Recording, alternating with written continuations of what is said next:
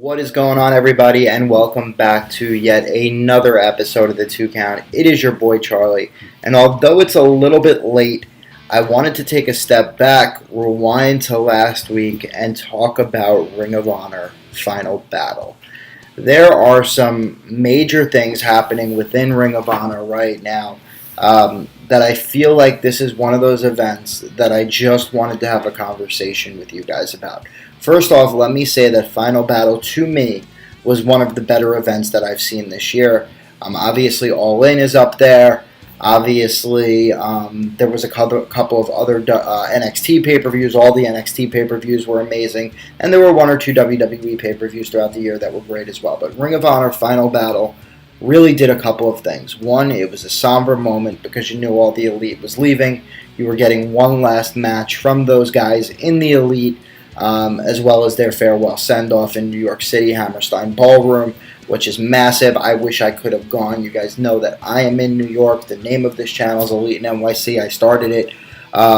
So I wish I could have attended, but being a dad, babysitter, not always the easiest thing to find. I'll probably regret missing it as much as I do now in 5 years. But when I watched this event at home, and I actually bought the pay-per-view event for all you streamers out there, supporting the Ring of Honor product for one last time, I wanted to watch each match individually and really see where the potential for the product could go. And so it starts off with Jeff Cobb versus Hangman Page. And Hangman was one of the young guys at Ring of Honor that I think Ring of Honor was looking forward to really seeing develop. But he got lumped in with the Elite. The Elite really helped build Page's character, helped grow Hangman Page. Being the Elite was huge for him, and he became part of the five, the tight five. So at the end of the day, you knew Cobb was going to win. Now, Cobb is a fantastic athlete.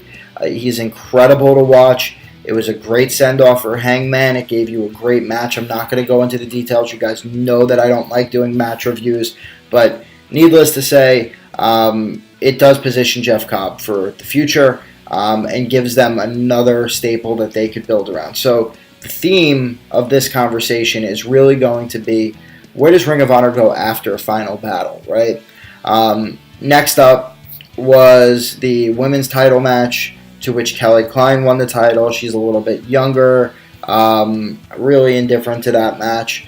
They're really just trying to build out the Women of Honor division, and I think the Tenille Dashwood injury was a huge blow for them because Tenille could mean so much. Tenille should be the face of that division. Give it a little time. She will take the title from Kelly Klein. She'll come back as a face. Big Raw, she'll get the strap, so nothing really immediate to put there. The next match was Christopher Daniels versus Marty Scurll. It was a really good match. As you guys know, I'm a big Marty fan. I'm a big Christopher Daniels fan. The two guys went back and forth. There were a lot of implications here. Christopher Daniels is trying to win back favor with Ring of Honor so that they offer him a contract. At least storyline-wise, we all know that they're probably more than likely headed to AEW at some point. Sky and Kazarian already have their contracts. So Marty put his number one title, number one contendership on the line. Ultimately, Daniels loses. So you could see in that move that Marty won. Marty is going to be there, at least through the big event at MSG. And Marty's going to be running with his Villain Enterprises stable, which is pretty cool. Although he's always going to be part of the Elite, at least while he's in Ring of Honor, he has something that he could focus on and help grow and build. I'm assuming that the Villain Enterprises guys will turn on him as he leaves. So the next match on the card from there, you had Cody versus Jay Lethal. It was a good back and forth match. And literally they built up a lot of animosity between them in the beginning. It was, I'm the guy who, Jay Lethal came from the angle of, I'm the guy that was Ring of Honor, I am Ring of Honor, I will always be Ring of Honor. And Cody kind of came off as the guy that's been using Ring of Honor for the past 3 years as a stepping stone. It was a good back and forth match. Jay Lethal won. To be expected. He will continue to be the face of the company. Cody looked like he could become the face in his time there, but again, short, brief window. As Jay Lethal put it, I'm glad that Shiny New Toy is leaving. I'm not. I'm a huge Cody fan, but Jay is going to be a big part of the company moving forward. We had Dalton Castle versus Matt Taven. Now, this is huge for a couple reasons. If Dalton Castle stays in Ring of Honor, Dalton Castle is obviously a big part of Ring of Honor's storyline moving forward. But the guy that you really need to be talking about is Matt Taven. Matt Taven is absolutely incredible. What Matt Taven has done over the couple of years. Remember, Matt Taven was the lowest man on the totem pole in the Kingdom's first iteration, right? Because you had Mike Bennett, you had Matt Hardy, you had Maria Kanellis, and you had Adam Cole. So Taven was the low man.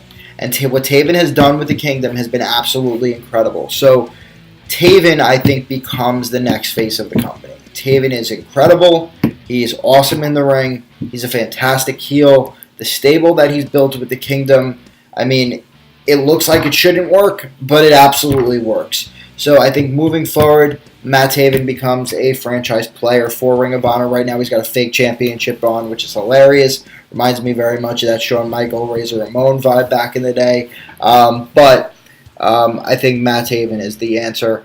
As for Dalton Castle, like I said, he is a good face for the company. I don't think he should be the main guy. And it really looks like he might be signing a deal with NXT in the near future. So I'm not sure how long Dalton Castle is going to be a part of the ROH plans. Now, the next match is a guy that I really do like.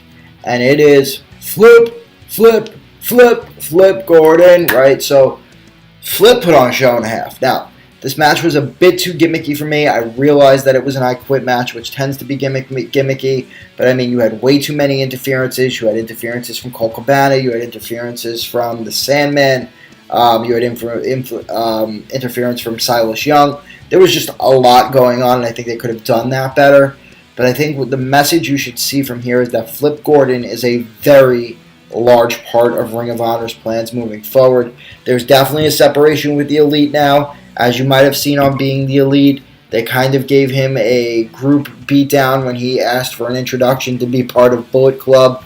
But what I saw from Flip in that match was absolutely fantastic. You had a bloodied, beaten, battered Flip Gordon using an American flag kendo stick to choke out Billy Ray, the guy that has been poisoned to Ring of Honor.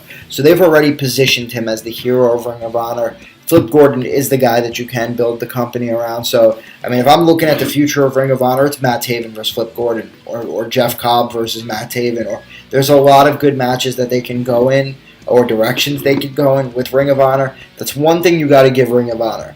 It never makes it completely to the big time, but it's like a damn cockroach. No matter how many big pieces of talent that they lose, they're able to create new ones, which is the exact opposite problem WWE has.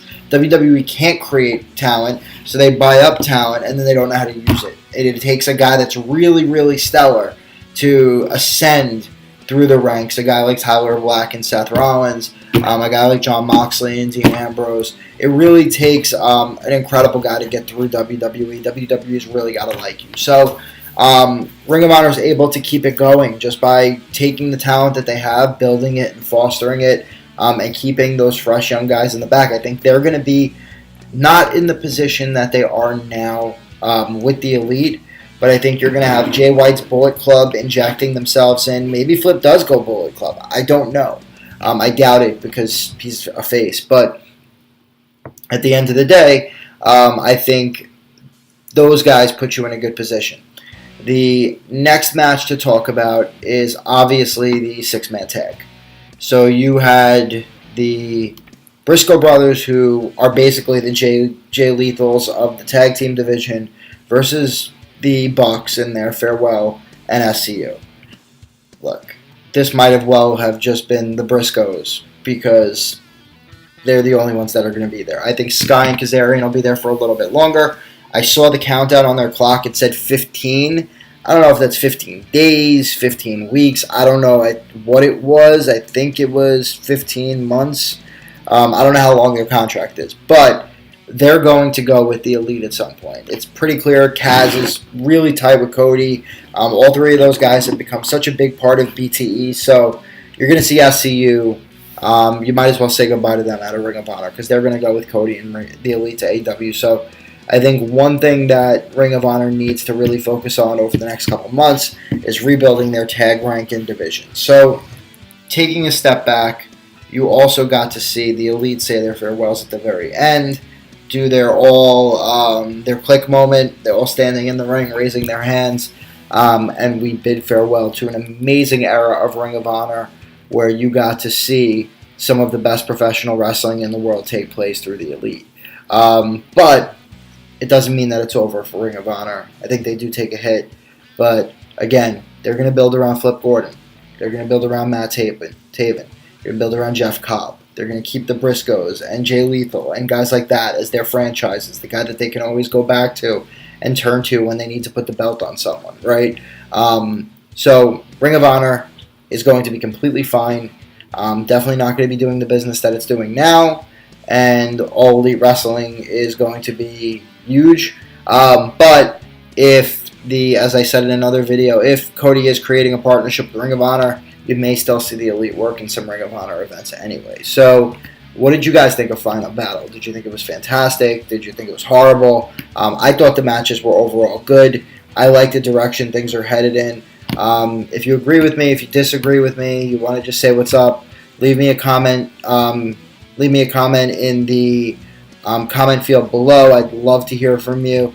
Please subscribe to this channel. Like this video. Until next time, I bid you guys adieu. You'll have yourselves a great night.